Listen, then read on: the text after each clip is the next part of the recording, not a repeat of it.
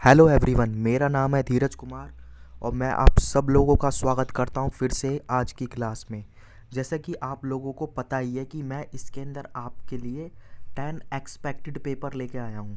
मतलब कि हम 10 एक्सपेक्टेड पेपर करेंगे, वो भी रीजनिंग सेक्शन में।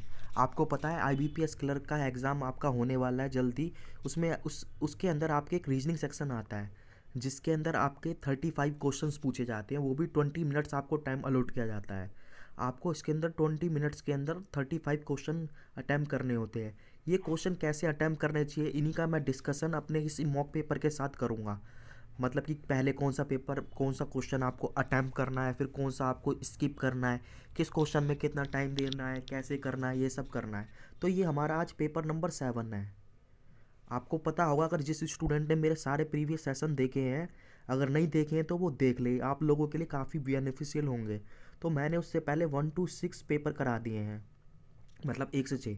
हमने उसमें हर लेवल के पेपर करे हैं, मतलब इजी पेपर भी करे हैं, मॉडरेट भी करे हैं, हर तरह के करे हैं। मतलब कुछ पजल हमने कठिन ली हैं, कुछ आसान ली है, कैसे स्किप करना है, कैसे, सब मैंने बताया है स्ट्रेटेजी। आज भी मैं सब ये बताऊंगा। चलो आज का पेपर हम स्टार्ट करते हैं, अगली स्लाइड पे बढ़ते हैं, देखते हैं क्या है पेपर। चलो पेपर स्टार्ट होने से पहले मैं आपको एक बात बताना चाहता हूँ। ये मेरा ये कोर्स चल रहा है 100+ puzzle for bank PO and clerk. मैं इसके अंदर आपको 100+ पजल्स करवाऊंगा फॉर बैंक एंड पीओ, जो आपकी प्री एग्ज़ाम में पूछी जाती है। साथ में हम उसकी इसके साथ कुछ एडवांस पजल भी हम डिस्कस करते हैं इस सेशन में। इसके काफ़ी सारे सेशन हो चुके हैं, अगर किसी ने ये सेशन नहीं देखे हैं तो वो देख ले, क्योंकि आपके लिए काफ़ी यूज़फुल होगा। क्योंकि आपको पता ही है बैंकिंग एग्ज़ाम के अंदर पजल्स का वेटेज बहुत बढ़ गया है और मोस्टली पजल ही पूछी जाती हैं। तो आज का पेपर स्टार्ट करने से पहले 2-3 बातें और बताना चाहता हूँ। वैसे उन लोगों को पता होगी जिन्होंने मेरे प्रीवियस सेशन देखा है कि हम सेशन किस तरीके से कंप्लीट करते हैं। देखो, सबसे पहले तो मैं आपको पेपर दिखाऊंगा। कैसा पेपर, अगर मान लो पहले नंबर पर या किसी भी नंबर पे, मान लो दूसरे पे हो, पहले पे हो, कोई भी, मतलब आप पहले पजल अटैम्प्ट मत करना। ये क्योंकि इसलिए कह रहा हूँ क्योंकि पजल एक ऐसी चीज़ है, अगर मान लो आपसे बन गई तो बहुत अच्छा है, अगर नहीं बनी तो आपका मिनिमम से मिनिमम 3 मिनट तो बर्बाद होगा ही किसी भी पजल बनाने में। और फिर आप उसको रीचेक करने जाओगे तो उसमें 1-2 मिनट तो आपके 5 मिनट बर्बाद हो जाएंगे। क्योंकि हमारे पास एक टाइम ना लिमिटेड होता है, हमारे पास सिर्फ 20 मिनट्स हैं और क्वेश्चन हमें 35 करने हैं। तो हमें देखना पड़ता है पहले हम कौन से क्वेश्चन को पिक करें ताकि हम कम टाइम में ज़्यादा स्कोर कर सकें। तो हम इसलिए पहले कुछ ऐसे क्वेश्चन करते हैं जो 30 सेकेंड 1 मिनट के होते हैं। उनको हम मतलब दो तीन, मतलब कि 4 से 5 मिनट में हम 8 से 10 क्वेश्चन करने की कोशिश करते हैं। जब हमारे 8 से 10 क्वेश्चन हो जाते हैं तो उसके बाद फिर हम डिसाइड करते हैं कि हमें कौन सी पजल करनी है, कौन सी पजल नहीं करनी है। तो देखो आज इस पेपर में हम सीखेंगे। और देखो आपको पता होगा, मैं पहले कोई भी क्वेश्चन होता है मैं आपके लिए टाइम अलॉट करता हूँ। मान लो कोई, जैसे मैंने पजल दी उसमें 5 मिनट आपको टाइम अलॉट करा, पहले आप करोगे उसको 5 मिनट के अंदर, टाइमर चलता रहेगा, आप बनाने की कोशिश करना। फिर उसके बाद फिर मैं सॉल्व करूँगा। और किसी क्वेश्चन में 1 मिनट देना है तो मैं पहले आपको 1 मिनट दूंगा, फिर वो 1 मिनट के बाद आपको सॉल्व करना है। चलो करते हैं अब सॉल्व।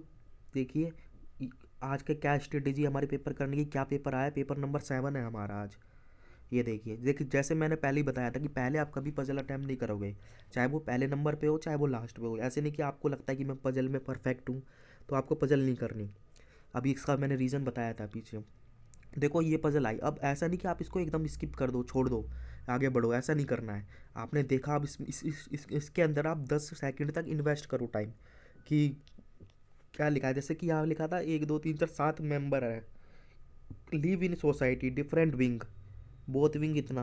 अरे ये तो कुछ क्वेश्चन अजीब सा ही आ गया है, तो समझ ही नहीं आ रहा। आप साथ में लिख लो कि 1 से लेके 5 देखेंगे, अगर टाइम मिलेगा तो उसको करेंगे। क्या है, 7 मेंबर रहते हैं, 2 विंग में रहते हैं, ठीक है। बाकी इसको छोड़ो, मतलब फ्लोर फ्लोर टाइप की पजल हो गई। इसको हमने साइड में लिखा क्योंकि आपको एक वाइट पेपर जरूर मिलेगा जब आप पेपर देने जाओगे। साइड में लिख देना 1 2 2 1 2 5 7 मेंबर फ्लोर, और प्लस आप न्यू कर देना, न्यू मतलब कि न्यू टाइप की पजल है ये, हमने करी है या नहीं करी है देखेंगे इसको बाद में। अब हम आगे बढ़ते हैं।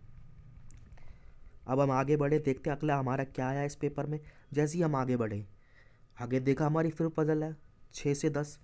अब फिर क्या करना है आपको, फिर से इस पजल में थोड़ा सा टाइम इन्वेस्ट करके साइड में लिख लेना है, ताकि जब आप बाद में डिसाइड करो कि कौन सी पजल करनी है तो आपको पेपर दोबारा ना देखना पड़े, आगे पीछे पेपर को ना करना पड़े। देखा 11 बॉक्सेस हैं, ठीक है, नाम दिए, वन अनदर, ठीक है। लिख दो आप 11 बॉक्स, 6 से 10, 11 बॉक्स, ऐसे मैंने लिख दिया। और पजल भी हमें छोटी सी लग रही है, ठीक है। आगे चलते अभी हम अटैम्प्ट नहीं करेंगे, कितनी भी छोटी पजल हो, कितनी भी बड़ी क्यों ना हो, हमें अटैम्प्ट नहीं करना। हमें पहले वो क्वेश्चन ढूंढना है जो हमें इजीली 5 से 10 मिनट में स्कोर कर सके, मतलब कि 5 से 4 मिनट में 10 से 12 स्कोर कर सके। अच्छा आगे हम बढ़े, आगे देखा क्या, फिर पजल ये क्या पेपर में हो गया आज, देख पता नहीं, समझ नहीं आ रहा।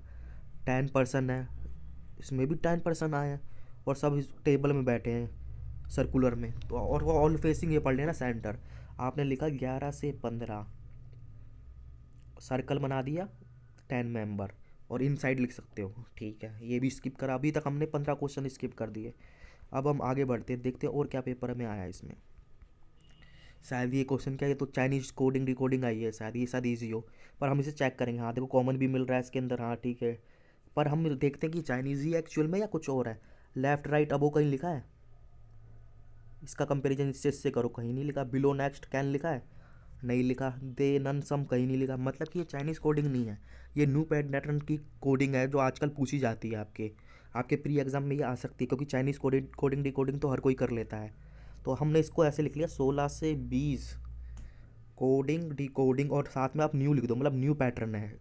इसमें आपको कोई लॉजिक दिए होंगे, उसके बारे में हम इसको अभी नहीं करेंगे, क्योंकि इसका भी लॉजिक ढूंढने लग गए। हो सकता है लॉजिक आपको 1 मिनट में मिल जाए, और हो सकता है ना मिले, तो फिर पेपर ख़राब हो जाएगा। हमें पहले इजी क्वेश्चन ढूंढने हैं, इसको भी स्किप करा हमने, 20 क्वेश्चन स्किप कर दिए। आगे बढ़े, ये क्या है, ये तो इनपुट आ गया। अरे प्री में तो इनपुट आउटपुट आता ही नहीं है, ये कैसे आ गया। आप देखो ज़्यादातर बच्चे इसके लिए प्रिपेयर नहीं होंगे, और एग्जामिनर चाहे तो वो तो कुछ भी दे सकता है, हम तो कुछ कह नहीं सकते कि भाई क्यों दे दिया। तो हमने लिख लिया 21 से 25 इनपुट आउटपुट। अब आप सोच रहे होंगे ये पेपर कैसा है, ये पेपर तो काफ़ी कठिन लग रहा है। इसके अंदर 25 तक क्वेश्चन हमने स्किप कर दिया, बस हमारे पास 10 ही क्वेश्चन बचे हैं। इसमें देखो 3 पजल आ गई, एक कोडिंग डिकोडिंग आ गया, न्यू पैटर्न इनपुट आ गया जो हमने कभी करा नहीं है।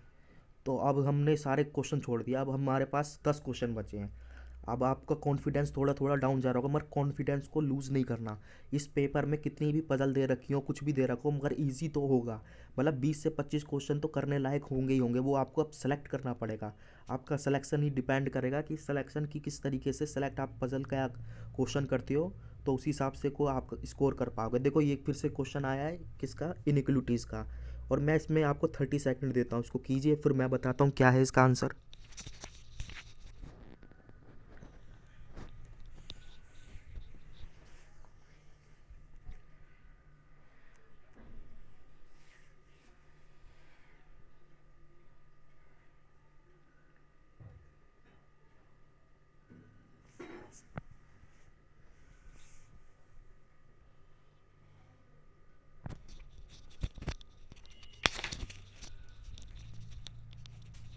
चलो करते हैं इस क्वेश्चन को। क्या है, पहले मैंने इसके बेसिक कॉन्सेप्ट्स आपको प्रीवियस सेशन में भी कुछ बताए हुए हैं। यदि किसी स्टूडेंट ने ना देखा हो, उसकी पहली क्लास हो, तो देख ले। फिर भी मैं इस क्लास में एक बार आपको बता देता हूँ क्या बेसिक कॉन्सेप्ट्स होते हैं। जैसे मान लो ये सीरीज़ है, आप कोई सी भी सीरीज़ है, मान लो एक एलिमेंट यहाँ है, एक ये है, उन दोनों के बीच में पहले ग्रेटर का साइन है, फिर ग्रेटर इक्वल, फिर इक्वल का है। तो सबसे पहले प्रेफरेंस देंगे इन तीनों साइन में से कौन से में देंगे। अगर कहीं ये ग्रेटर का दे रखा है, तो हम इस एलिमेंट को इस एलिमेंट से ग्रेटर ही मानेंगे, हम ये कंसीडर ये नहीं करेंगे, तो पहले नंबर पे ये आएगा। जब मान लो ये नहीं दे रखा, अब ये दो दे रखे ग्रेटर इक्वल टू और ग्रेटर, तो फिर हम प्रेफरेंस ग्रेटर इक्वल को देंगे।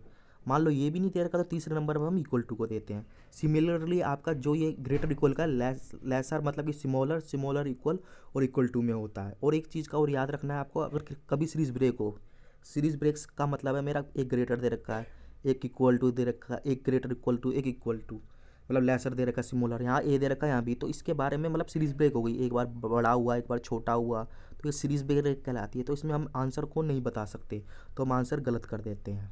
बाकी हम इस क्वेश्चन में बढ़ते हैं, ये क्वेश्चन काफ़ी ईजी है।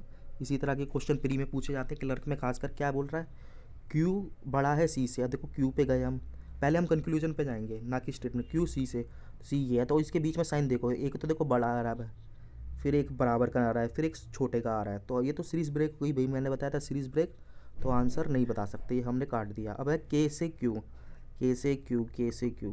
अब के से क्यू पे जाओ आप, देखो क्यू ये रहा, के ये रहा, मतलब क्यू बड़ा है के से, और यहाँ क्या रखा है, के छोटा है क्यू से। बात तो एक ही है, इसने घुमा के बोल दिया, आपने बोला के बड़ा है क्यू से, क्यू बड़ा है के से ही, मतलब कि या कह लो के छोटा है क्यू से, तो एक ही बात है। तो ये हो गया ऑप्शन नंबर 2 सही, हमारा आंसर नंबर होगा only 2 conclusion is follow. Next पे चलते हैं। इसको देखो आंसर भी मैंने दिए हैं, ताकि आप जब रिवाइज करो फाइल से पीडीएफ मिलेगी है, तो आप समझ सको इसको। देखो अगला क्वेश्चन है, मैं 30 सेकंड देता हूँ, फिर से कीजिए इसको।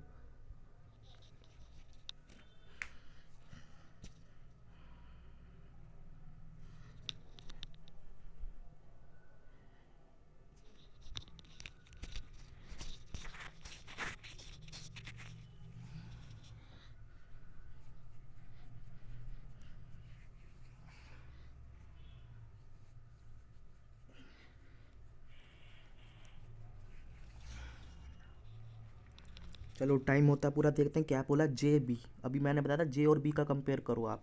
देखो इसमें साइन कौन सा है, कि इक्वल टू का है, एक ग्रेटर का है, तो ग्रेटर आएगा यानी कि ट्रू है। और यू और बी में कंपेयर करो, यहाँ तो इक्वल टू दे रखा है तो इक्वल टू ही लेंगे, तो यानी कि बोथ हमारे ट्रू हो जाएंगे, पहला और टू दूसरा। नेक्स्ट क्वेश्चन पे चलते हैं, आप करो उसको 30 सेकंड में।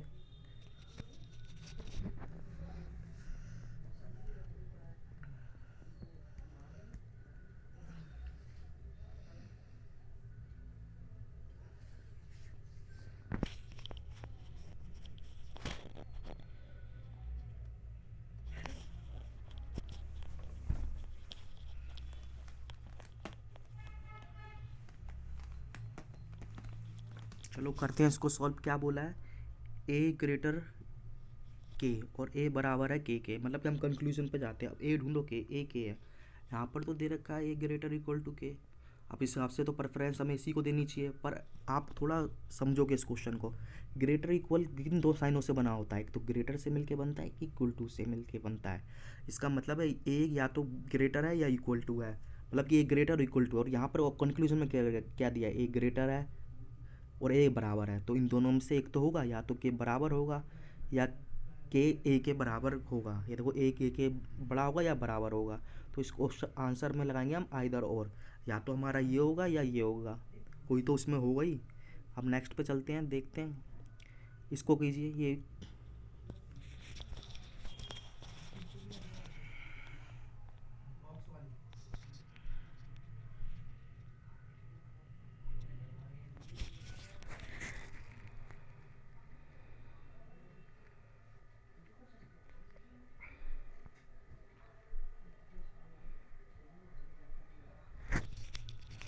चलो सॉल्व करते हैं इस क्वेश्चन को। पहले हम कंक्लूजन पे जाएंगे। वी क्यू दे रखा है ग्रेटर और डी बराबर है, तो वी ढूंढो और क्यू ढूंढो।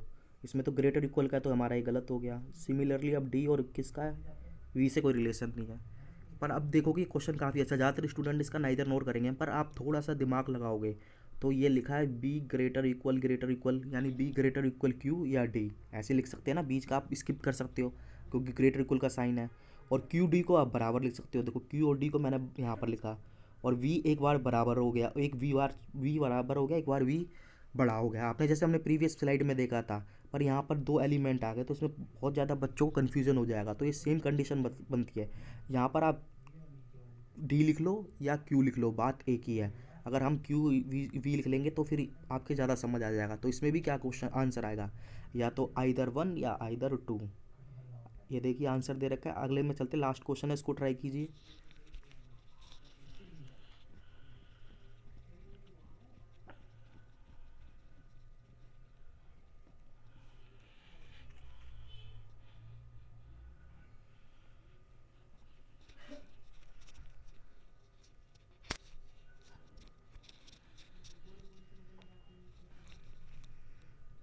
चलो करते हैं इसको सॉल्व। दो स्टेटमेंट का दे रखा है इसके अंदर इस बार। चलो करते हैं, क्या बोल रहा है, एच बड़ा है के से। आप ऐसे करोगे, पहले एच, इसमें देखो एच है ठीक है और यहाँ के है, इन दोनों के बीच में आप कॉमन टर्म ढूंढोगे दोनों स्टेटमेंट में। देखो एक्स कहीं आ रहा है, नहीं आ रहा, जी आ रहा है यहाँ, तो आप एच से जी जाओ, फिर जी से के जाओ। आप ऐसे कंबाइन कर सकते हैं, एच बड़ा है जी से और जी बड़ा है ओ और के से। तो आप देखोगे ऑटोमेटिकली एच बड़ा आ गया के से, ये सही हो गया। अगला के छोटा है जी से, यहाँ पर क्या लिखा, जी बड़ा है के से, हाँ वही बात है, तो के छोटा ही होगा, ट्रू। तो इस तरीके से हमारा ऑप्शन आएगा बोथ इज़ ट्रू। तो आज के देखा हमने किस तरीके से अभी तक हमने 5 क्वेश्चन कर लिए। और ये जो आपके 5 क्वेश्चन थे दिखने में इजी थे, पर किसी में नाइदर नोर आ रहा है, किसी में आइदर और आ रहा है, तो इसमें ज़्यादातर स्टूडेंट आपके 5 में से एक आध गलत कर ही देंगे। तो आपको ऐसा नहीं करना है, हर क्वेश्चन को आपको ध्यान से पढ़ना है, क्योंकि पेपर पहले ही आपका आज लग रहा है कठिन सा आया है। तो ये देखिए अभी तक हमने कितने कर लिए। आप मान लो कि मैंने इस बार 3 मिनट लगाए होंगे इसमें ये क्वेश्चन थोड़े अजीब से थे। 3 मिनट में मैंने 5 कर लिए, ठीक है, मतलब 3 मिनट में 5 हो गए। अब हम आगे बढ़ेंगे, अब हम देखेंगे अगला क्या है। जैसे ही हम आगे बढ़े देखा अगला तो हमारा क्या है, सिलॉक्स। तो ठीक है, आप सिलॉक्स को अटैम्प्ट करना स्टार्ट कर दें। 30 सेकंड देता हूँ इसके लिए।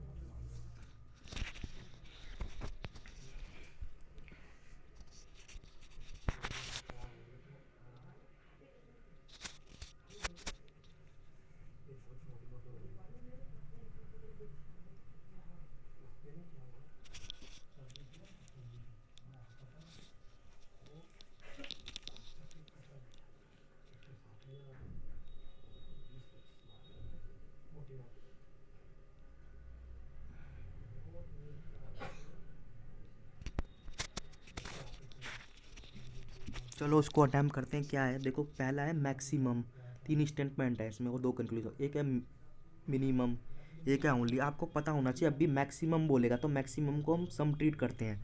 आपने प्रीवियस मेरे कुछ पेपर करे होंगे, मैं करवा सकता हूँ अभी तक 6 पेपर, तो उसमें मैंने बताया है। और मैक्सिमम को भी हम सम काउंट करते हैं। ओनली फ्यू में बड़ा कन्फ्यूजन होता है लोगों को। ओनली या फ्यू लिखा है तो वो भी सम ही काउंट होता है। तो ये तीनों सम की कंडीशन है। आप देख सकते हैं इसको कैसे बनाएंगे। मिनिमम ए आर बी यानी कि सम ए आर बी, और फिर बोलता है मैक्सिमम बी आर सी यानी कि सम बी आर सी। फिर बोलता है ओनली अ फ्यू, मैंने बताया ये भी सम ही होता है, सम सी आर डी। अब कंक्लूजन पे जाओ सीधा सीधा। सम ए सी, ए से सी के बारे में तो कुछ पता ही नहीं है, ये अलग है वेरिएबल, ये अलग है, दूर दूर है, कोई रिलेशन ही नहीं है, तो ये गलत हो गया।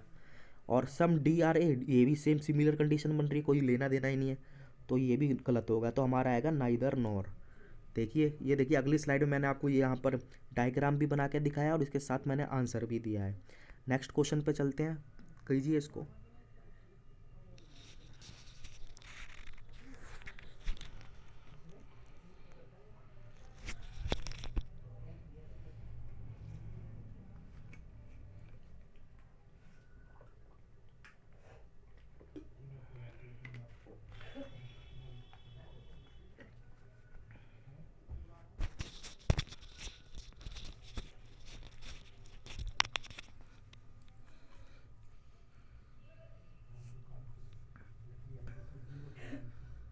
चलो करते हैं इस क्वेश्चन को ट्राई। क्या बोलता है, 3 स्टेटमेंट है, 2 कंक्लूजन है।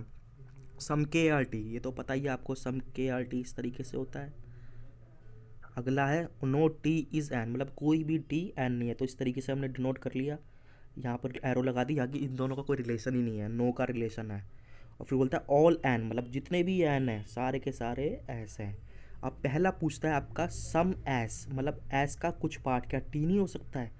आप देखोगे कोई भी टी एन नहीं है, और सम का के वाला पार्ट, मतलब एस का ये पार्ट, ये तो सम में काउंट हो रहा है ना, अंदर जब वो जा रहा है देखो, तो ये भी एस नहीं, टी नहीं होगा, तो ये तो ट्रू हो गया। अगला है सम एस आर नोट के।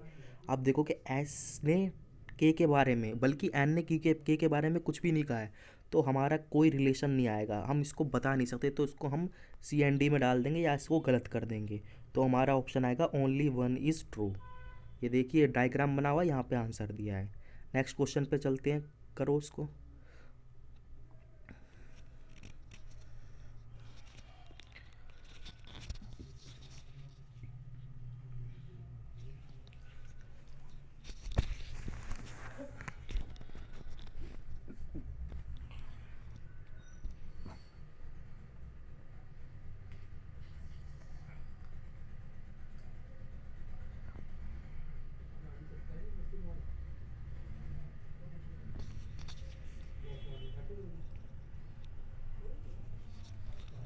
चलो आओ सॉल्व करते हैं। क्या लिखा, ओनली डी इज़ ई। इसमें काफ़ी कन्फ्यूजन होता है लोगों को। देखो कभी भी ओनली का बात आती है, जैसे पहला एलिमेंट ये है, दूसरा ये है वेरिएबल, तो जैसे ही ओनली आता है तो रिवर्स हो जाता है। मतलब आप इसको पढ़ो ऑल ई आर डी, मतलब ई अंदर लेंगे, ऑल ई आर डी, इस तरीके से ही बनेगा। इसको रिवर्स पढ़ना है, मतलब ऐसे पढ़ना है, ऑल लगाना है, फिर ई आर डी, फिर है only a few. Only a few मैंने प्रीवियस में बताया कि सम काउंट होता है। Only a few D R T यानी सम डी आर टी। अभी देखो ये 2 स्टेटमेंट था इसके अंदर, कंक्लूजन भी 2 हैं। सम ई आर टी, देखो ई से टी के बारे में आप कुछ नहीं बता सकते, ई कहाँ पर है, टी कहाँ पर है, दोनों ही आपके वेरिएबल अलग अलग हैं, तो हम इसके आंसर नहीं बता सकते डेफिनेट में, तो ये गलत हो जाएगा। फिर है सम डी इज़ ई, हाँ देखो कि डी की, ये देखो डी का ये वाला पार्ट, क्योंकि ऑल ई इज़ डी है ना, तो यहाँ से काउंट करोगे, बाहर से अंदर है इसका पार्ट डी ई का, डी के पास है, जो ई के पास है डी का, तो ये तो ई है। तो यहाँ पे लिखेंगे सम डी आर ई, ये सम डी का पार्ट ई है, सही है, ये सही हो गया। ऑप्शन नंबर 2 आंसर हमारा हो गया। नेक्स्ट पे चलते हैं, ये देखो आंसर है, अगला कीजिए इस क्वेश्चन को ट्राई।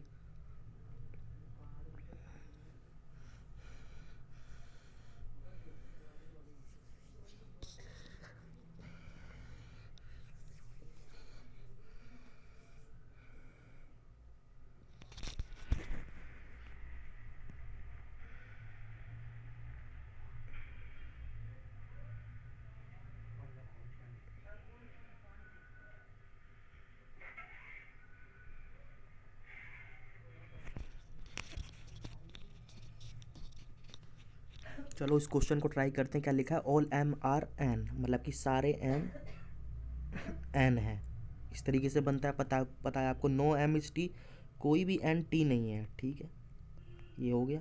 अब पहला बोल रहा है सम एम आर नॉट टी, ये एम का कुछ पार्ट टी के पास नहीं जाएगा। आप देखोगे बाहर से ही जब नेगेटिव हो गया, ऑल नेगेटिव है तो सम भी नेगेटिव होगा, मतलब पूरा एम ही टी के पास नहीं जा सकता, तो सम पार्ट तो नहीं जाएगा, तो ये ट्रू हो गया।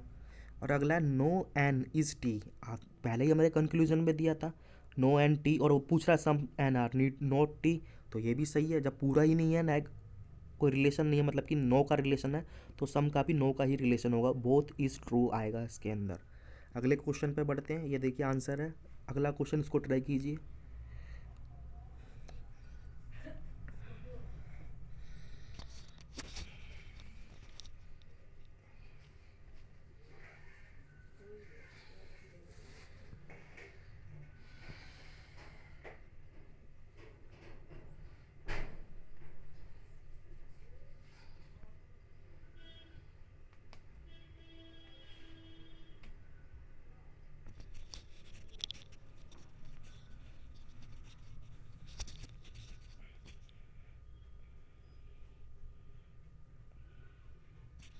चलो इस क्वेश्चन को देखते हैं, इसमें पहले लिखा है नन के आर टी, जब भी नन आए तो ये नो की तरह ट्रीट होगा, यानी कि नो के इज़ क्यू।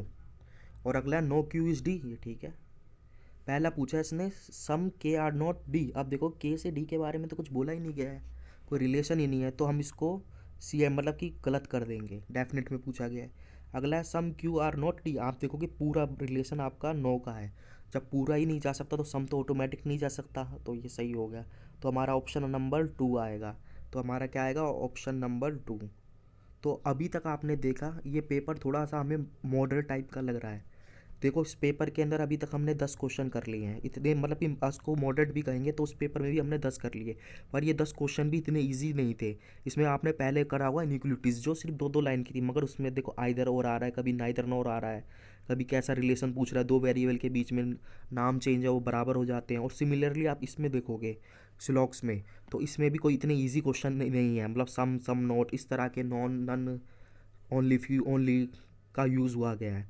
मगर आप अगर इसको थोड़ा सा टाइम लगाओगे तो आप 10 मिनट 10 क्वेश्चन तो कर लोगे। तो माना हमने पहले 3 मिनट में करे थे, क्या कौन से क्वेश्चन थे वो, इनइक्वलिटीज़, और 3 मिनट में ये मान लो, क्योंकि ये थोड़ा सा लेवल इनका हाई है अभी, तो 6 मिनट में हमने 10 कर लिया। अब मान मान मतलब कि ये सोचो कि अभी भी इस कठिन पेपर में हमने 6 मिनट में 10 क्वेश्चन कर लिए, मतलब अभी हमने काफ़ी अच्छा स्कोर करा है।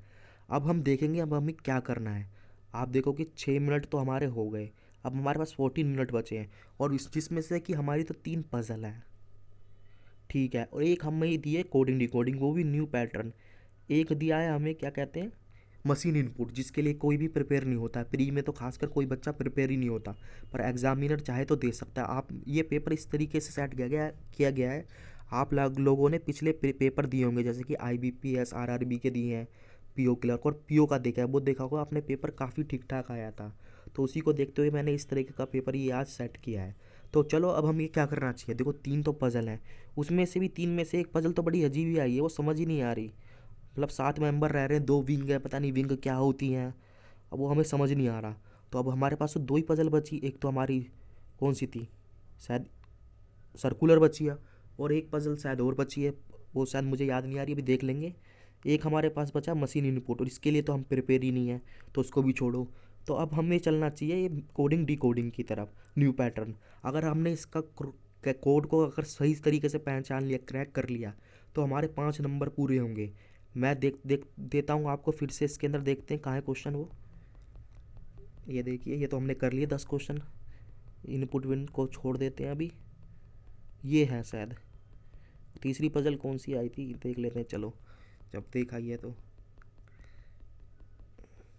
अच्छा, तीसरी बॉक्स वाली पजल आई थी। तो मतलब ये सर्कल और बॉक्स तो हम करेंगे ही टाइम हर हाल में। वो वाली पजल पहली वाली समझ नहीं आ रही, विंग्स है तो पता नहीं क्या है उसके अंदर। चलो देखो, मैं इसके अंदर आपको देता हूँ, ज़्यादा टाइम नहीं देंगे इसमें, 2 मिनट लेंगे हम। 2 मिनट में आप कोड को पहचानो, अगर पहचाना में आ जाता है तो ठीक है, नहीं तो आप इसको छोड़ के फिर पजल पे बैठो।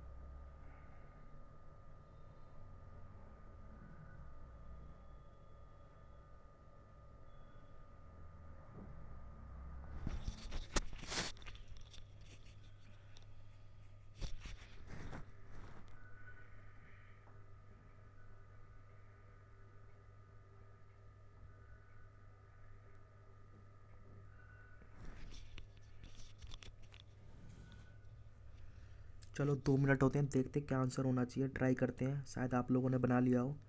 देखो, चाइनीज़ कोडिंग डिकोडिंग तो है नहीं, ये आपकी न्यू लॉजिकल कोडिंग है, जिसमें आपको ये देखो ये कोड दिए गए हैं इन वर्डों के। आप इसमें सबसे पहले ना ये देखो कि ये नंबर्स हैं, ये बढ़ रहे हैं या घट रहे हैं। आप देखो कि कोई भी नंबर आपका 26 से ऊपर नहीं है, तो सबसे पहले पता चल गया एडिशन से तो कोई भी इसके अंदर आएगा नहीं। दूसरा, सब्सट्रैक्शन से आ सकता है क्योंकि सारे छोटे हैं। और आप देखोगे ये नंबर किस तरीके से आ रहे हैं, ये तो इसका सबसे बढ़िया तरीका होता है, क्योंकि ये तो लॉजिकल है, आपको सोचना पड़ेगा। आपका कोड आपने समझ आ गया तो आप 1 मिनट के आधे मिनट में कर लो, अगर नहीं आएगा तो फिर ये काफ़ी टाइम ले जाएगा। तो हम सबसे पहले सबसे छोटा वर्ड है इसमें से, चलो कैन को सिलेक्ट कर लेते हैं, CAN। आपको पता है सी कितने पे आता है, सी आपका आता है 3 पर। ए कितने पे आता है, ए आता है 1 पर। और एन कितने पर आता है, एन आता है आपका 14 पर। आप देखो इसके अंदर कहीं है आपका, इस इस वाली क्या कहते हैं रो में, ये 3 तो नहीं है कहीं, 1 भी नहीं है, 14 भी नहीं है, शायद देखो 4 आ रहा है। क्या पता इन दोनों जोड़ने से मैंने आपको बताया था आएगा भी नहीं, ये जोड़ने से ज़्यादा ही आना है। फिर भी आप देख लो एक बार जोड़ के 4 आ रहा है, ठीक है। और क्या तरीका हो सकता है, माइनस करने से देखो, माइनस कर लोगे आप इसमें से तो इसके बाद 2 डिफरेंस आएगा। यहाँ पर माइनस करोगे 11 11 तो है नहीं, तो माइनस से नहीं है, ये तो हमें पता चल गया कि किसी का भी रिलेशन माइनस से नहीं है। एडिशन हमने करके देखा, चलो एडिशन करके देख लिया ही। अगले हम वर्ड पे गए, चलो नेक्स्ट का ट्राई करते हैं। नेक्स्ट में क्या है, नेक्स्ट देखा NEXT। एन अभी मैंने बताया था आपको 14 पर, ये 5 पर। एक्स कितने पे है, एक्स आपका है 24 पर, और टी कितना है 20 पर। ये आपको याद होनी चाहिए प्लेस वैल्यू। अब इस रो में जाओ आप, कहीं देखो, हमने देखा था अभी किसी प्लेस वैल्यू को तो सीधा नहीं लिखा है इसने, माइनस करके हमने देखा था। नहीं आ रहा था, तो प्लस करके देखोगे आप, देखोगे प्लस करो किसी को, किसी में 14 को प्लस करोगे तो वो सारे देखो बढ़ेंगे, तो प्लस करके भी नहीं है, तो ये लॉजिक कुछ और ही है। अब आप सीधा सीधा देखो कि ये 7 नंबर किसका प्लेस वैल्यू होता है, आपको पता चलेगा 7 नंबर प्लेस वैल्यू होता है जी का। आप देखो इधर कहीं जी है, नहीं जी भी नहीं है, तो बड़ा अजीब लॉजिक है। आप एक काम और कर लो, जी का अपोजिट देख लो, क्योंकि कई बार वो अपोजिट का भी होता है। जी का अपोजिट क्या होता है, टी होता है। जी का अपोजिट टी, ये जी 7 पे आता है, ये 20 पर, तो कहीं टी लिखा है, देखो टी यहाँ मिल गया, मतलब हमें कुछ लॉजिक मिल रहा है। शायद हो सकता है टी इसमें हाईएस्ट है, हाईएस्ट नहीं है, देखो हाईएस्ट भी नहीं है इसके अंदर, टी तो छोटा है, शायद ये हमारे टी का अपोजिट है। तो टी मतलब लास्ट वर्ड है, लास्ट बोल इसका अल्फ़ाबेट है, तो ये नहीं, ये हो सकता है। और एन का देखो आप करके एक बार, एन कितने पे आता है 14 पर, इसका उल्टा क्या होता है 13, देखो आ गया। और डब्ल्यू कितना, डब्ल्यू कितने पे आता है, डब्ल्यू आता है 23 पर, इसका उल्टा क्या होता है डी, तो 4 आ गया। मतलब अब हमें कुछ कुछ लॉजिक मिल गया। तो अब इसी तरह से देखो, टी का उल्टा कितना, जी 7 आ गया, टी का फिर से 7 आ गया, ई का कितना होता है, अभी पढ़ा था डब्ल्यू, डब्ल्यू 22 नंबर पे आता है। तो हमें पता चल गया, आप सारे चेक कर सकते हो कि लास्ट लेटर का अपोजिट और उसकी अपोजिट की प्लेस वैल्यू दी हुई है यहाँ पर। तो इस तरीके से ये रखा गया है, हालांकि प्री के हिसाब से काफ़ी इजी रखा गया है ये। बाकी अगर ये आपका पूरा हो जाता है तो पूरा 5 नंबर देगा। आप इसमें 2 मिनट इन्वेस्ट करो, आपको लगता है समझ आ रहा है ठीक है, नहीं तो फिर जिस हिसाब से मैंने समझाया उसी हिसाब से चेक करने पड़ते हैं। बाकी देखो उसके क्वेश्चंस, एक बार हमें कोड मिल जाता है तो फिर उसके बाद इस क्वेश्चन में कुछ बचता नहीं है। आपके जो 5 क्वेश्चंस आएंगे ना, वो आप 30 सेकंड के अंदर कर लोगे। जैसे एस है, बाकी आपको प्लेस वैल्यू याद होनी चाहिए। एस है, एस का अपोजिट क्या होता है, आपको पता है एस का अपोजिट एच होता है। एच कितने पे आता है 8 नंबर पे, ये हो गया। नेक्स्ट पे गए, लाइन है, लाइन का हमें पता है लास्ट का ही इसने अपोजिट ले रखा है, तो हमने पढ़ा लास्ट का अपोजिट क्या है, ई का तो हमने अभी पढ़ा था क्या था, डब्लू, डब्लू था। ई का क्या था, ई का वी था 22 नंबर पे, ये रहा। नेक्स्ट पे गए, न्यू है, ठीक है। डब्लू, तो डब्लू का क्या था, डब्लू का अपोजिट था डी, यानी कि 4 नंबर पे। अगले पे गए हम, ओ का अपोजिट क्या होता है, लास्ट का अपोजिट लिया ना, ओ का अपोजिट क्या होता है, ओ का अपोजिट होता है एल। एल कितने पे आता है, एल एल आता है 12 पे, ये आ गया आंसर, देखो आंसर दे रखा है। अगला है ईच, ईच एच का, एच कितने पर आता है, एच 8 पे आता है, इसका अपोजिट क्या होता है एस, एस कितने पे आता है 19 पर, देखो 19 आ गया। तो देखा किस तरीके से ये आपका कोडिंग डिकोडिंग प्री में पूछा गया है, वो भी लॉजिकल वाला नया पैटर्न है। इस तरीके से आपके क्वेश्चन ये आ सकते हैं। तो अभी तक हमने देखा इस पेपर में जो हमारा को मॉडरेट सा लग रहा है, हमने अभी तक देखो 3 3 और इसमें भी 3 ही मिनट मानो, 9 मिनट में हमने अभी तक 15 क्वेश्चन कर लिए। और ये इस पेपर में अगर 15 क्वेश्चन आप अटैम्प्ट करते हो अभी तक, मतलब कि आप सही ट्रैक पे चल रहे हो। अब हमारे पास क्या बचा है, अब हमारे पास देखो, अब हमारे पास एक तो बची है हमारी 3 पज़ल। 3 पज़ल में भी एक तो आपकी आई थी कोई विंग वाली है करके, 9 मेंबर बैठे, ये तो समझ ही नहीं आ रही 2 विंग में, इसको छोड़ दो, क्योंकि हमने आज तक शायद ये पज़ल ऐसी करी ना हो, जिन्होंने करी होगी वो तो कर ही लेंगे। दूसरी आई थी हमारी सर्कुलर वाली, जिसमें 10 मेंबर बैठे हैं, ठीक है। और दूसरी एक और तीसरी पज़ल आई थी हमारी बॉक्स वाली, 11 बॉक्स। तो आप ऐसा करो, और एक एक चीज़ बची है हमारे पास, इनपुट आउटपुट। देखो इनपुट आउटपुट के लिए तो कोई तैयार नहीं होता, फिलहाल हम इसको छोड़ देते हैं। और हमारे पास 11 मिनट है, तो 11 मिनट में हम 2 बनाने की कोशिश करते हैं। अगर हमने 2 भी बना लिया तो इस पेपर में अभी तक हमने कितना स्कोर करा है, देखो 15 कर दिया, 10 भी स्कोर करे तो 25 इस पेपर के अंदर बहुत ही अच्छा स्कोर माना जाएगा। बाकी देखते हैं, देखो चलो सबसे पहले हम किस पे चलते हैं, चलो सबसे पहले हम सर्कल पे चल लेते हैं। ये ऐसी पजल तो हमने काफ़ी करी होती हैं सर्कुलर। देखते हैं क्या है सर्कल पजल में। ये देखो, ये क्वेश्चन करने के लिए मैं आपको, अब हमारे पास देखो कितने बचे थे 11 मिनट, मैं सिर्फ 3 मिनट ही दूंगा आपको। आप 3 मिनट में इसको ट्राई करें कीजिए, फिर मैं बताता हूँ क्या इसका सोल्यूशन होना चाहिए।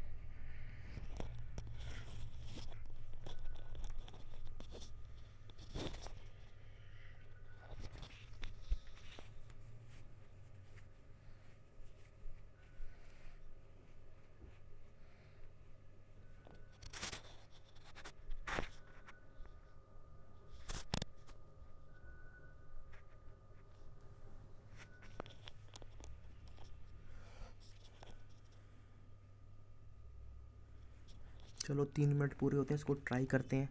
देखो सबसे पहले हम पढ़ेंगे पजल की जो बेसिक इन्फॉर्मेशन होती है। क्या लिखा है, 10 persons are sitting circular table, मतलब ये सर्कुलर टेबल है हमारी, ठीक है। ये इक्वल डिस्टेंस, ये नाम मत पढ़ना है, आपके टाइम बर्बाद होगी, कहीं पढ़ने लग जाओ ABCD, ये पता ही है आपको 10 मेंबर है। Between each other not necessary in same order all are facing centre. इतना पढ़ने से हमें काम की चीज़ क्या मिली, तो हमारे 10 पर्सन है, वो सारे सर्कल में बैठे हुए हैं और सारे अंदर की तरफ फेस कर रहे हैं, मतलब ठीक है अभी तक। आपने आगे देखा, आगे देखोगे तो ये पज़ल यहाँ तक है, मतलब कि 1 2 2.5 लाइन की पज़ल है। तो आप उसको ट्राई करते हैं, क्या है इस पज़ल के अंदर। देखो ये इस तरीके से, देखो सर्कल बनाना हो कभी भी आप इस तरीके से, ये ओल्ड फैशन इस तरीके से नहीं बनाओगे, सर्कल बनाया फिर 1 2 3 4, ये गलत होता है। ये इस तरीके गलत क्या मतलब सही होता है, मतलब आपको टाइम ज़्यादा लेगा, आप इस तरीके से बना लें, मतलब 1 2 3 4, ये देखो कितनी जल्दी भी बन गया। बाकी आप इसको ड्रॉ करते ऐसे, फिर 1 2 सामने, फिर यहाँ से देखते, फिर यहाँ से देखते, तो कितना टाइम लग रहा है आप खुद ही देख लो, जज कर लो कि कौन सा आपको ईजी पड़ रहा है। ये देखो 1 2 3 4 5, ये हो गए 10 मेंबर आपके।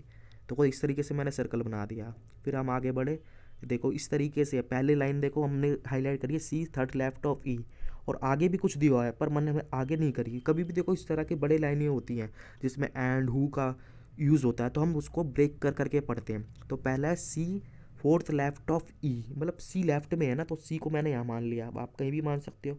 और फोर्थ लेफ्ट है ई के, 1 2 3, ई इधर आ गया, 1 left, second left, third left, fourth left, E इधर आएगा इस तरीके से। तो ऐसे काउंट कर सकते हो ना, ई के फोर्थ लेफ्ट में सी है, तो यानी कि 1 2 3 4 ये आ गया, ठीक है। इस तरीके से आप देखोगे अगली स्लाइड में, देखो मैंने यहाँ इम्प्लीमेंट करके दिखाया है, C fourth left of E, 1 left, second left, third left, fourth left. अब हम आगे बढ़ते हैं, देखो मैंने आगे आपका येलो से हाईलाइट करा है, ये सेंटेंस हमारा कंप्लीट नहीं हुआ था। Who is fifth left of J, आपको पता होगा हु किसके बारे में बता रहा है, सी के बारे में या ई के बारे में। मैंने आपको कई बार बताया है इस सेशन में भी, और अगर आपने मेरी 100+ पजल देखी होगी तो उसमें तो डिटेल में बताया है। तो हु का मतलब है ई के बारे में बोल रहा है, यानी कि ई बैठा है फिफ्थ लेफ्ट ऑफ जे।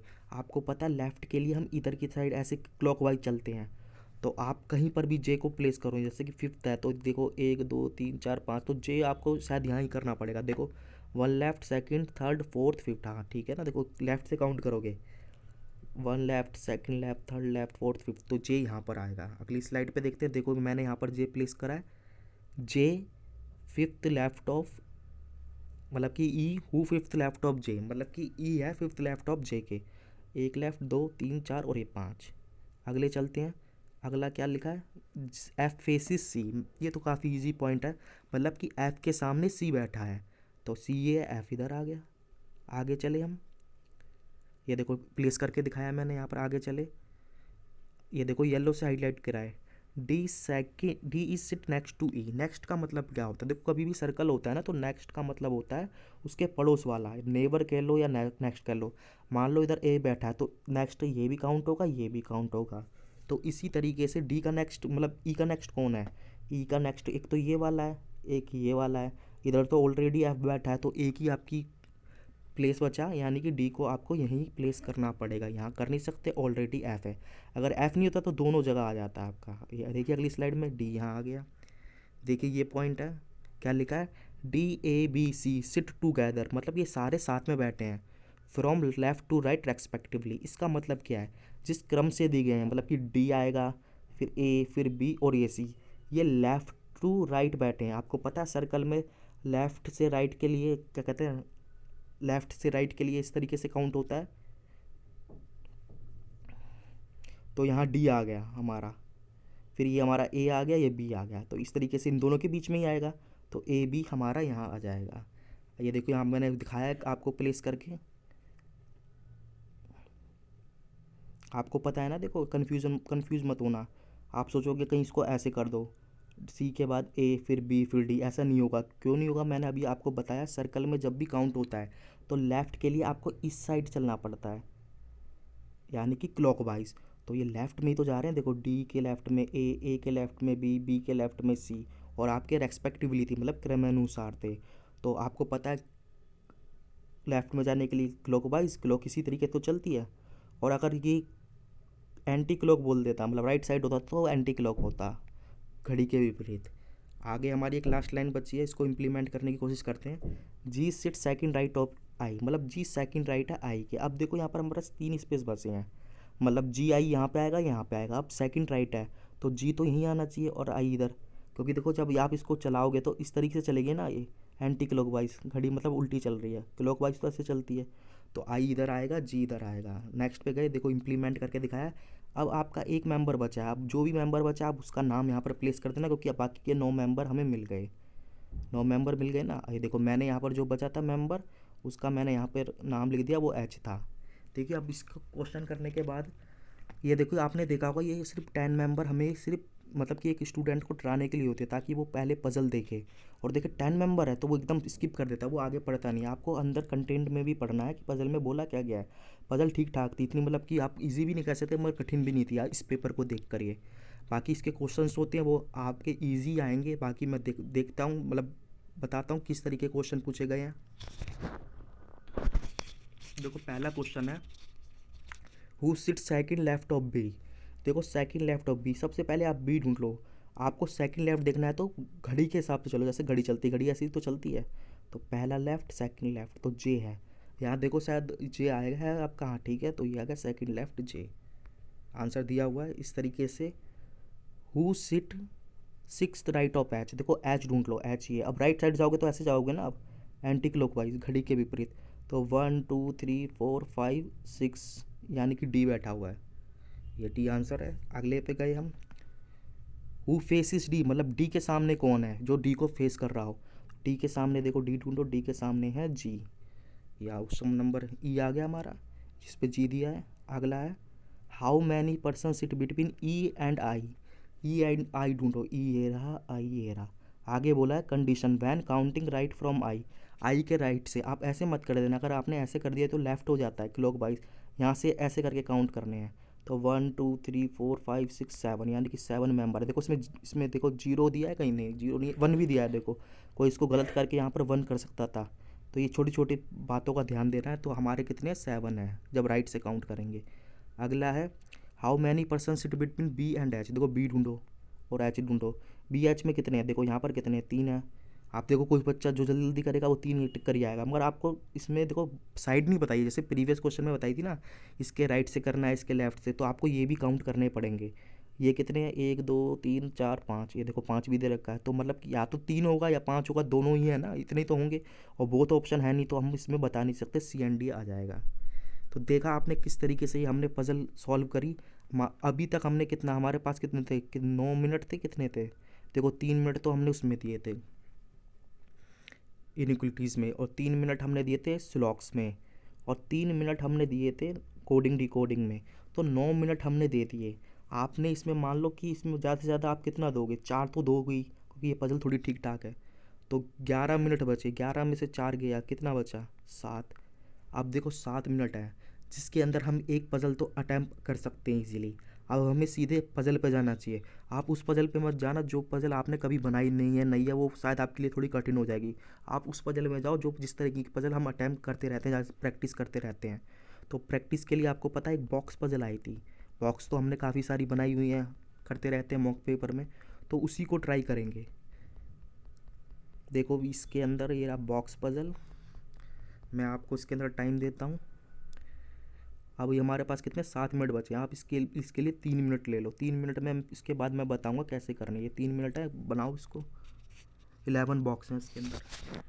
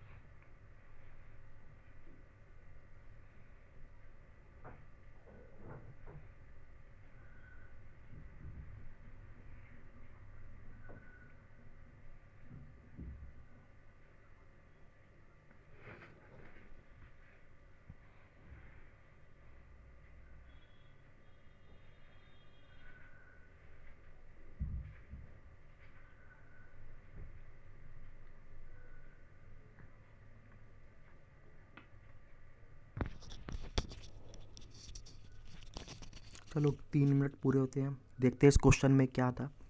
चलो मैं बताता हूँ क्या होना चाहिए आंसर। देखो सबसे पहले हम इसकी इन्फॉर्मेशन पढ़ेंगे। यहाँ से यहाँ तक ये पज़ल का इंट्रोडक्शन है, किस चीज़ पे पज़ल है। 11 बॉक्सेस, ठीक है, ये नाम दिए हैं, छोड़ो इनको।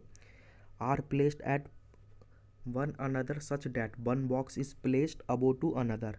इसका मतलब क्या है, 10 बॉक्स हैं, मतलब एक बॉक्स के ऊपर दूसरा बॉक्स इस तरीके से ये रखे गए हैं। ठीक है, तो आप देखोगे आप, ये तो हमारा इंट्रोडक्शन था। पज़ल सिर्फ यहाँ से लेके यहाँ तक है, मतलब 3 लाइन की पज़ल है। चलो देखते हैं क्या था इस पज़ल में, आगे बढ़ते हैं।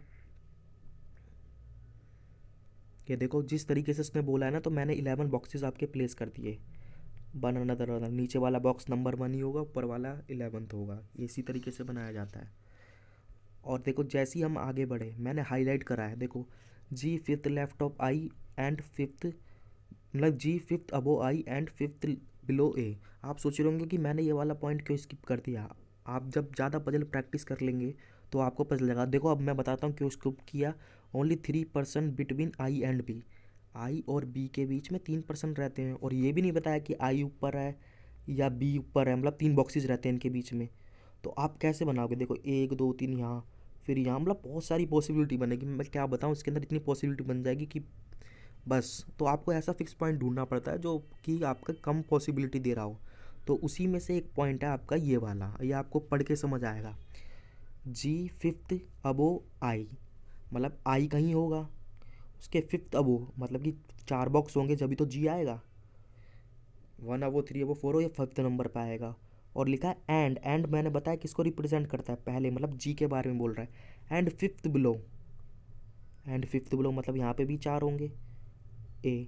अब आप काउंट करो इसको, देखो 1 4 कितना होगा, 5 6, ये 10 हो गया। और एक 11, ये देखोगे ना 4 4 8, और 1 2 3, 3 तो बॉक्स हो गए और बीच में 4 4 है, तो कितने हो गए आपके, मतलब 8 हो गए टोटल, कितने 11। तो 11 बॉक्स मिल गए, हमें एक फिक्स कंडीशन मिल गई। तो हम इसको इम्प्लीमेंट कर देते हैं बिना टाइम बर्बाद करे हुए। देखो यहाँ पर समझ आएगा आपके अच्छी तरह। यहाँ मैंने देखो प्लेस भी करा है, जी फिफ्थ अबो आई, तो आई आपका यहीं पर आएगा, फिक्स है, क्योंकि इसके फिफ्थ अबो है ना।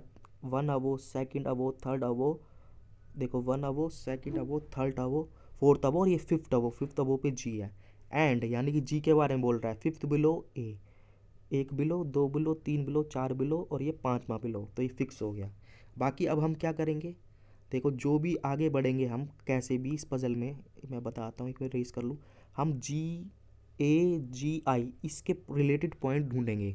पूरी पज़ल में देखेंगे कहीं पर भी जी ए आई दे रखा है तो उस वाला पॉइंट हम इम्प्लीमेंट कर देंगे। अगर कोई और पॉइंट दे रखा है तो उसको हम फिलहाल छोड़ देंगे। तो मैं आगे बढ़ा, देखो मैंने यहाँ पर येलो से हाईलाइट करा है, only 3 boxes between I and B. मतलब क्या है ओनली 3 का मतलब क्या है, सिर्फ केवल एवं केवल 3 आई और बी के बीच में रहते हैं। जब हमें आई मिल गया है तो बी बनाना हमें आसान है। आप नीचे जा नहीं सकते, बॉक्सेस ही नहीं है, कम पड़ जाएंगे। तो 1 2 3, तो आपका कौन सा था, बी यहाँ आ गया। ये देखिए अगली स्लाइड में, ये देखिए मैंने यहाँ पर आपको अच्छी तरह प्लेस करके दिखाया। यहाँ पर कहाँ पर है, देखो इन दोनों के बीच में 3 बॉक्स हो गए। आई हमारा फिक्स पहले ही था तो बी यहीं आएगा, नीचे आ नहीं सकता। नेक्स्ट पे चले, अगला पॉइंट देखो मैंने कौन सा हाईलाइट करा है, 4 बॉक्सेस बिटवीन बी एंड ए। क्यों करा है, क्योंकि हमारे पास बी हमें पता था। अगर मान लो यहाँ पर कुछ और लिखा रहता तो, और हमें पता नहीं था उन वेरिएबल के बारे में, तो हम उस पॉइंट को कभी भी इम्प्लीमेंट नहीं करते। 4 बॉक्सेस बिटवीन बी एंड ई, देखो गिनो नीचे, 1 2 3 4 यहाँ पर आएगा, 5वां यहाँ आएगा, यहाँ तो बॉक्स ही कम पड़ जाएंगे। तो आपका फिक्स है, आई आपका ई आपका ऊपर आएगा, तो 1 2 3 4 ई इधर आएगा। ये देखिए अगले में, यहाँ मैंने देखिए आपका ई यहाँ पर प्लेस करा है। आगे बढ़े हम, सिमिलरली आप ऐसे जाओगे, D is third above B. आपको पता है क्यों गए डी थर्ड अबो बी, क्योंकि बी के बारे में तो हमें पता है एक वेरिएबल के। तो थर्ड अबो कैसे काउंट होते हैं, 1 अबो, 2 अबो और 3 अबो, तो यहाँ पर आ जाएगा आपका डी। ये देखिए 9 नंबर पे, कितने 8 नंबर पे आ जाएगा डी, ये आ गया आपका 8 नंबर पर। आगे हम गए, क्या लिखा है ये देखिए मैंने हाईलाइट करा है यहाँ पर, 1 minute. C is above D, मतलब सी डी के ऊपर है बॉक्स जो भी है सी का। आप देखोगे यहाँ पर, प्रीवियस स्लाइड में चलते हैं, यहाँ पर ज़्यादा समझ आएगा। सी अबो डी, देखोगे डी तो ये रहा आपका, और इसके ऊपर सी है, और इसके ऊपर कितने 3 बॉक्स हैं, 2 तो बैठे हैं, तो आपका फिक्स हो गया सी आपका 9 पर ही आएगा, क्योंकि और तो ऊपर बैठा नहीं सकते और एक दूसरे के बगल में भी नहीं बैठेंगे, अलग अलग बॉक्स पे ही हैं। तो फिक्स है सी हो गया 9 पे। ये देखिए यहाँ प्लेस करा। आगे हम चले, लास्ट पॉइंट है हमारा, H is third above, H is third above H, above आएगा यहाँ पर, मिस प्रिंट हो गया शायद, H is third above, F is third above H, यानी कि एफ थर्ड अबो एच, और हु मतलब एच के बारे में बात कर रहा है, सेकंड अबो के। तो इस तरीके से आएगा। आप देखो इतने ये सारे बॉक्स है, ये कहाँ फिट हो सकता है। एक एफ मैंने यहाँ करा, इसके बीच में 2 का गैप, फिर एच आया, फिर एक का गैप आ गया, 2 अब वो है ना, एक का गैप आएगा, फिर यहाँ के आ जाएगा। ये देखिए अगली स्लाइड में, ये देखो मैंने इस तरीके से ये बॉक्स बना दिए, और जो एक बॉक्स बचेगा वो आप यहाँ लिख दोगे, जो भी नाम बचा है, शायद जे बचा है, ये देखो जे मैंने यहाँ लिख दिया। आपने देखा किस तरीके से ये पजल है। आप देखोगे इसके अंदर 11 बॉक्सेस थे। ये सिर्फ वही जैसे प्रीवियस आपने देखा था सर्कल वाला, उसमें कितने दिए थे, 10 दिए थे ना, इसी तरह का 11। मगर ये पजल इजी मानी जाएगी आपकी, ये कठिन नहीं है। ये टाइम इसलिए लगाया क्योंकि मैंने आपको समझाया, जब आप खुद बनाओगे ना इसको, मुश्किल से 2 मिनट में बन जाएगी ये, 2 से ढाई मिनट में। बाकी इसके क्वेश्चंस पे चलते हैं, मैं बताता हूँ क्या क्वेश्चंस है। Who is third above D, तो आप सीधा सीधा डी ढूंढो, डी मैंने ढूंढा। और अबो के लिए तो ऊपर जाओगे तो 1 अबो, सेकंड अबो, थर्ड अबो, ए आएगा, यानी कि option number D, answer D. ये देखो हाईलाइट करा हुआ है। अगला गए हम, who is fifth below F, F ढूंढो आप सबसे पहले, एफ का है, ये रहा फिफ्थ बिलो है, तो 1 below, 2 below, 3 below, 4 below, 5 below, यानी कि के है, के आ जाएगा। अगला है हु इज़ इमीडिएट अबो के, मतलब के ऊपर ठीक कौन सा बॉक्स है, तो जे ही है, के ऊपर ठीक देखोगे तो ये रहा जे, ऑप्शन नंबर सी में।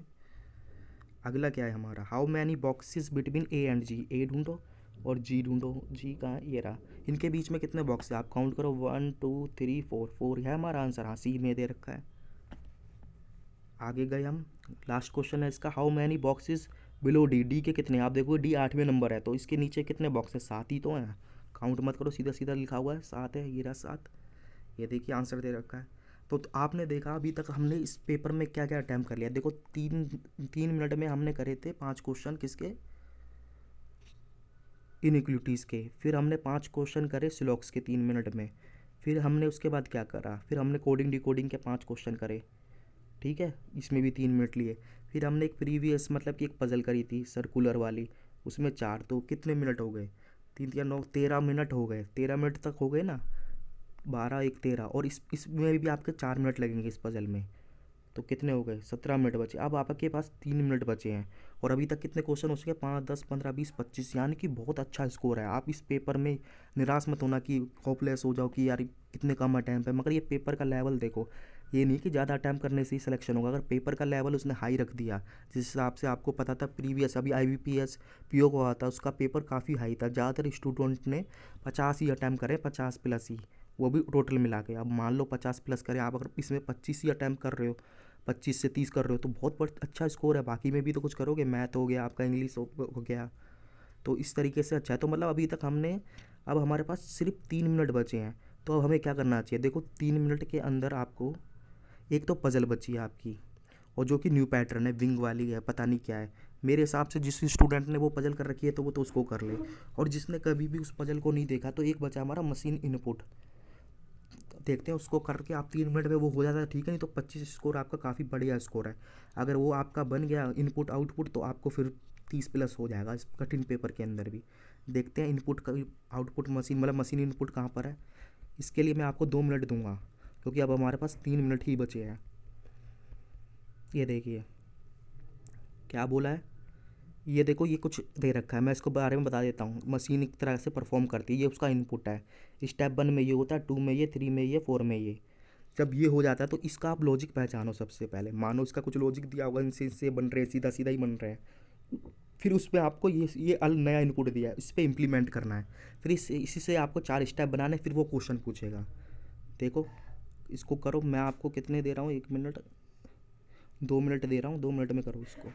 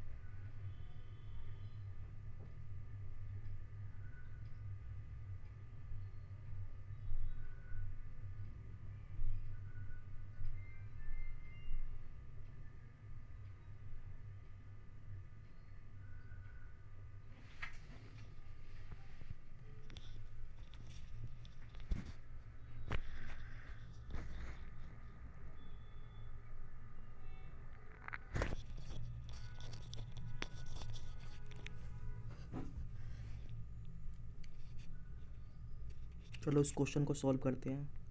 मैंने इसका आपके बारे में बता दिया था कैसे है। अब देखो पहले इनपुट है, पहले से ये स्टेप बना है, आप दिमाग लगाओ किस तरीके से हो सकता है। चलो देखते हैं।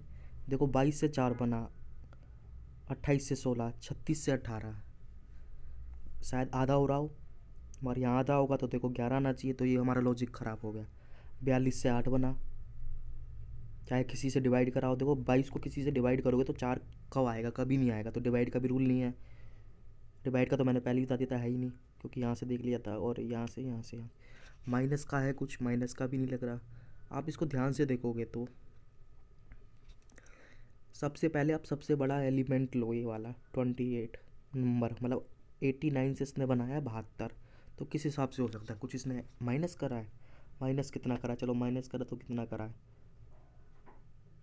7 और 1, 17 माइनस करा गया इसने। चलो इसमें करके देखते हैं, इसमें कितना करा है, 10 माइनस करा है। इसमें कितना करा है, 4, 34। ये तो कुछ अजीब ही हो गया, 34, 17, 12 तो माइनस का नहीं है हमारा, एक सीरीज़ भी नहीं बन रही। माइनस भी होगा तो किसी पैटर्न पे होगा। आगे हम बढ़े, और क्या हो सकता है। डिवाइड हमने देखा, माइनस नहीं, प्लस देखा आपने। ये देखो 2, 12 है, 12 का मतलब पहला डिजिट और दूसरा डिजिट ऐड कर दे तो 3 आएगा, ये भी नहीं है। मतलब अब हम हो गई, मतलब ना डिवाइड हुआ ना माइनस हुआ।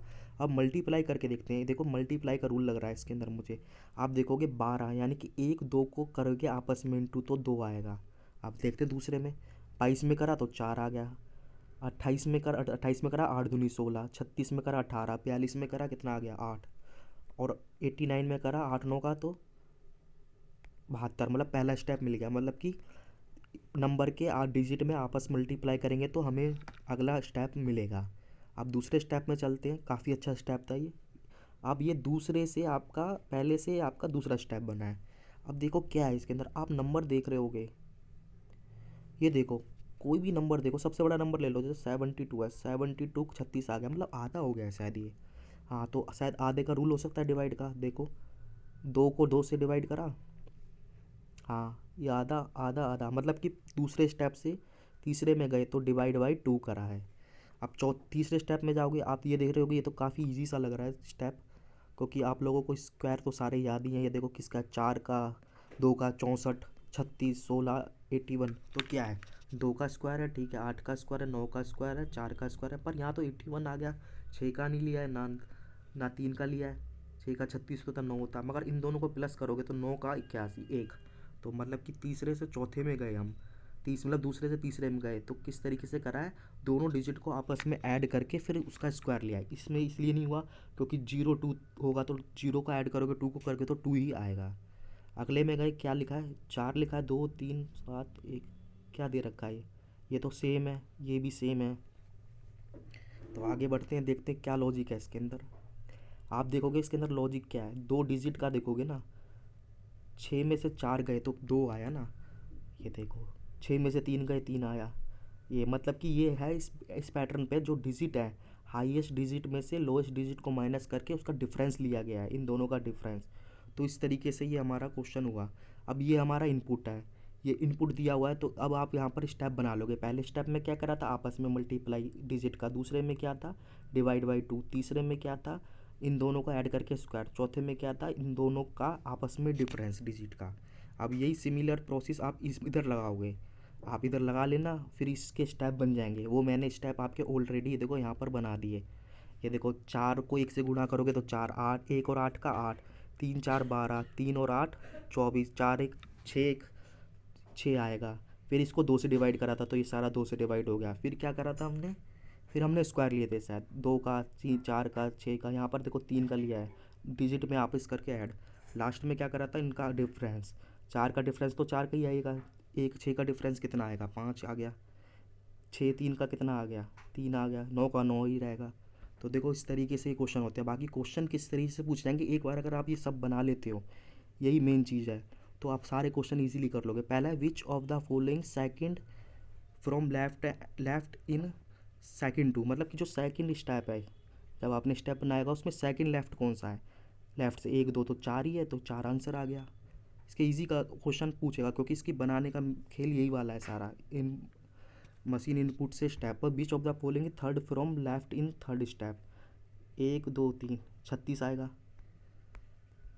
अगला है which of the following is second from right third step. ये देखो थर्ड स्टेप, ये सेकंड राइट, यहाँ राइट हैंड ही होता है, 1 2 9 आएगा। अगले पे गए, which of the following second from in 4 step, second right from 4 step, fourth step ये सेकंड राइट कौन सा है, 1 2 9वां आ गया। अगला लास्ट क्वेश्चन है हमारा, विच of the following number is left corner, fourth step left corner, ये 4 ही आएगा, कहीं ये 4। तो देखो किस तरीके से ही क्वेश्चन हमारे हो गए सॉल्व। अगर मान लो जिसको किसी को लॉजिक मिल गया, ये लॉजिक काफ़ी इजी था प्री के हिसाब से, प्री में पूछेगा तो इसी हिसाब से। तो अभी तक इस पेपर में आपने 30 क्वेश्चन कर दिए। मान लो ये कठिन क्वेश्चन, मतलब पेपर काफ़ी लेवल अच्छा था, 35 में 30। अगर मान लो ये नहीं बना हो तो फिर भी आपने 25 तो कर लिए, और 25 भी गुड स्कोर है।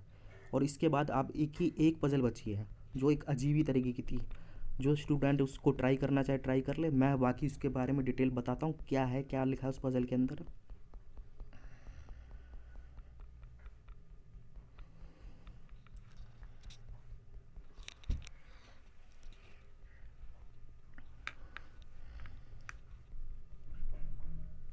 चलो उसको मैं बताता हूँ क्या लिखा है इसके अंदर। ये देखिए यहाँ से यहाँ तक इन्फॉर्मेशन है, पजल सिर्फ इतनी है, पजल भी काफ़ी ठीक ठाक लग रही है। पहले क्या लिखा है, ये नाम लिखे ABCDEF, 1 2 3 4 5 6 7 हैं। 7 person live in a society, एक सोसाइटी में रहते हैं, इन 2 डिफरेंट विंग्स P और Q। आपने सोसाइटी देखी होगी, तो सोसाइटी इस तरीके से होती है, उसमें जो बिल्डिंग होती है ना, बिल्डिंग का नाम होता है, उनको विंग कहते हैं। ठीक है। अगला है both wing have different number of floors.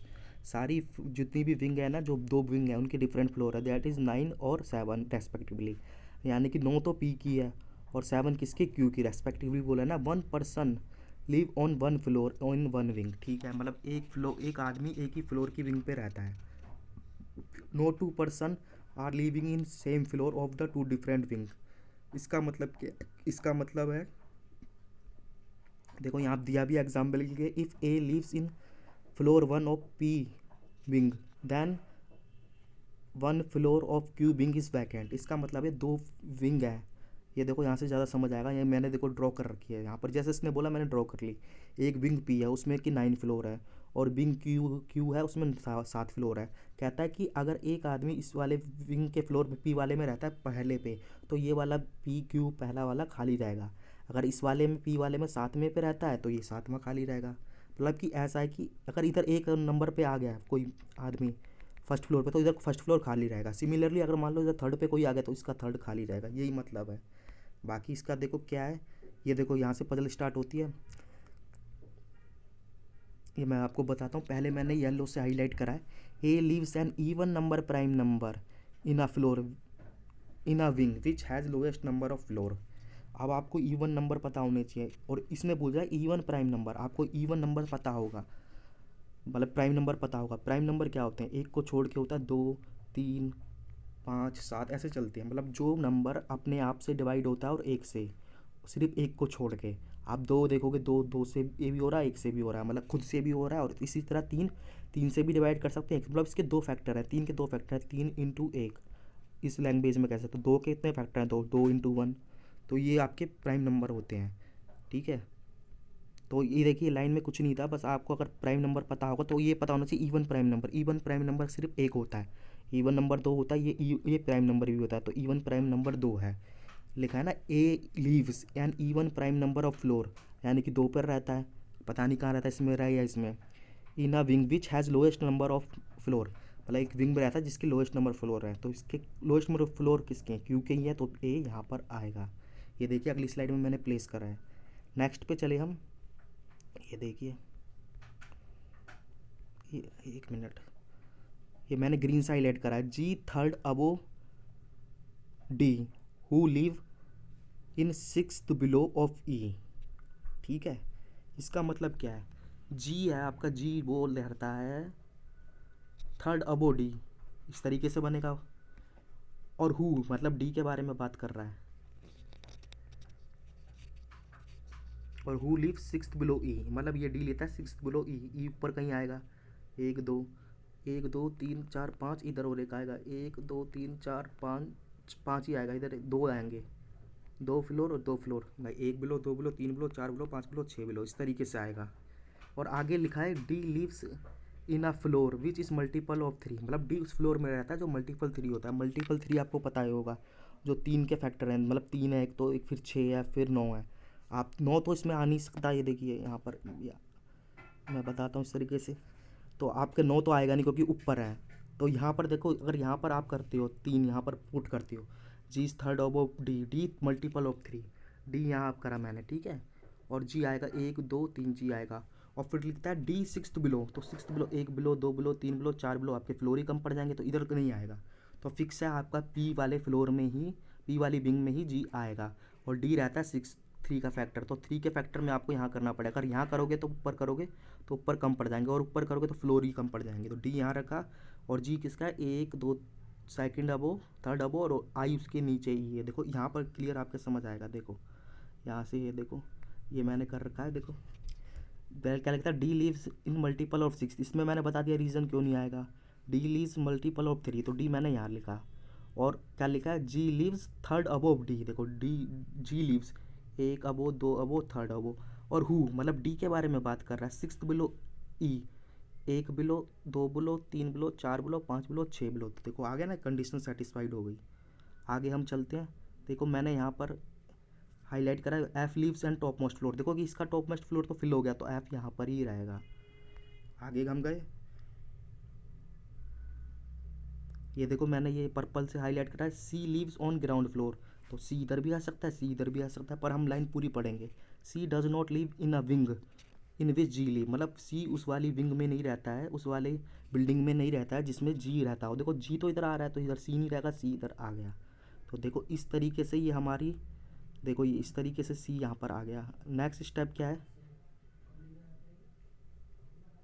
ये देखो नेक्स्ट स्टेप ये मैंने हाईलाइट नहीं किया, F leave second below F. देखो एफ तो हमें मिल गया, इसका सेकंड बिलो एक बिलो दो बिलो, कहाँ पे आ गया, एफ यहाँ आ गया, बी यहाँ पे आ गया, बी लिखा है ना लीव सेकंड बिलो एफ। तो देखो इस तरीके से ही हमारी पूरी पज़ल बन गई। आप यहाँ पर देख सकते हैं पज़ल के अंदर, पज़ल के अंदर देख सकते हैं। देखो इस पे 9 नंबर है, इधर तो 9 नहीं है, इधर 8 है, तो इधर 7 पे कोई नहीं बैठा तो इधर बैठा, इधर 6 पे बैठा है तो इधर नहीं बैठा, 5 पे देखो इधर बैठा है तो इधर नहीं बैठा, 4 पे इधर है तो चलो इधर दोनों ही खाली हैं, इसमें तो कोई मतलब ही नहीं है। डी 3 पे तो इधर नहीं बैठा, इधर एक दो खाली है तो एक दो पे इधर को बैठा हुआ है। तो इस तरीके की ये पज़ल थी।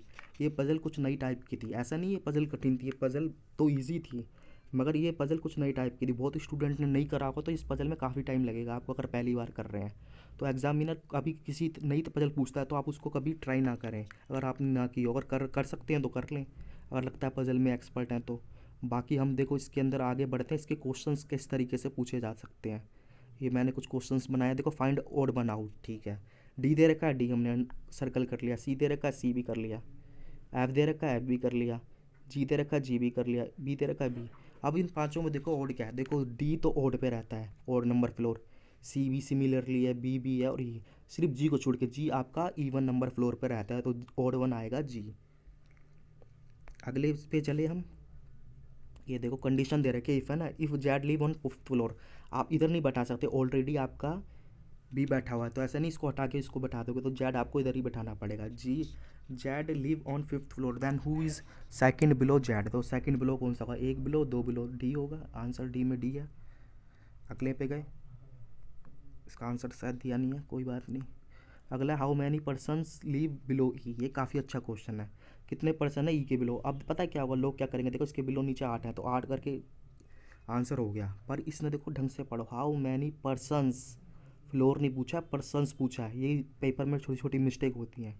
मान लो आपने इतनी मेहनत से पजल बनाई मगर एग्जामिनर ने आपको क्या कहते हैं ऑप्शन में ही घुमा दिया, तो आपका एक नंबर कटेगा, एक क्या आपका 1.25 नंबर कट जाएगा। तो हाउ मैनी पर्सनस, पर्सनस के बारे में बात कर रहा है, तो पर्सनस के कितने बिलो हैं, इसके एक बिलो और दो ही तो बिलो हैं, बाकी तो फ्लोर खाली पड़े वैकेंट, तो आपका ऑप्शन नंबर बी आएगा 2। ये देखिए मैंने आंसर यहाँ दे रखा है। अगला है हाउ मैनी फ्लोर बिलो ही, अब देखो जो मैंने बताया था इसमें फ्लोर बिलो है तो फ्लोर तो 8 ही है ना, तो 8 आएगा। अगला है who lives on top most floor, top most में को ना ई रहता है, हाँ बी नहीं है छोड़ो, एफ है, हाँ है। देखो कभी भी आप ऑप्शन एकदम टिक कर रहे हो तो क्यों ज़्यादातर स्टूडेंट क्या करेंगे, ई देखेंगे आ गया बस कर दिया, मगर ऐसे नहीं पूरे पढ़ने हैं। देखो कि एफ भी तो है, फिर नीचे ऑप्शन देखो नन ऑफ द क्या ऑप्शन ए और सी, मतलब ए और सी दोनों ट्रू है, हाँ तो ठीक है। तो देखो इस तरीके से हमारी पज़ल ये ख़त्म होती है। आपने देखा इस पेपर में किस तरीके से, ये पेपर एक ऐसा पेपर था जिसमें 35 क्वेश्चन करना शायद थोड़ा मुश्किल था, और फिर भी हमने इसके अंदर मान लो 30 क्वेश्चन अटैम्प्ट कर लिए। 30 नहीं तो आप 25 तो मान सकते हो। 25 आपका बहुत ही अच्छा इसके अंदर स्कोर है। बाकी आपको इसकी PDF कैसे मिलेगी मैं आपको बताता हूँ, 1 मिनट दिखाता हूँ कहाँ से मिलेगी।